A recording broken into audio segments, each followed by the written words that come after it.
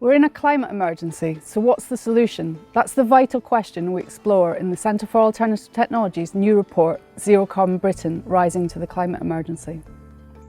Our research has shown that we can get to net zero greenhouse gas emissions without relying on unproven future technology, and to do so in a way that improves health and well-being, creates meaningful jobs and creates more space for nature to thrive. In the Zero Carbon Britain scenario, we use three fundamental processes. We power down the amount of energy we use to deliver society's goals. We power up clean, 100% renewable energy, and we rethink food, diets and land use. So to power down, we rethink built environment, transport, how we move ourselves around, how we get our energy and what we use the energy for, and switch to more efficient ways of delivering what we need. And then to power up, Britain's awash with all sorts of incredible renewable energy resources. We can install offshore and onshore wind turbines, solar PV, hydro systems and geothermal systems to capture all the energy we need. And then we look at how we can balance supply and demand to ensure we keep the lights on 100% of the time with 100% clean energy. If we rethink food and diets, we find that we're actually eating too much food, we're eating the wrong mix of foods, and we're actually wasting a third of the food in the process.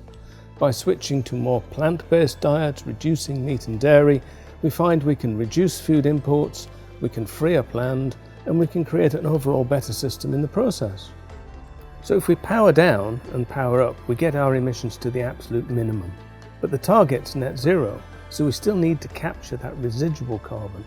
So by rethinking land use, we free up land for doubling the forest cover in the UK. By revitalising peat bogs, we can actually then capture the remaining carbon and create more space for biodiversity.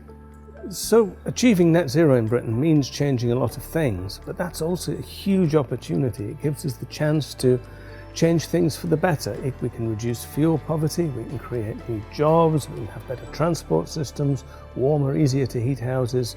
The chance to change a lot of things at the same time is an enormous opportunity for Britain.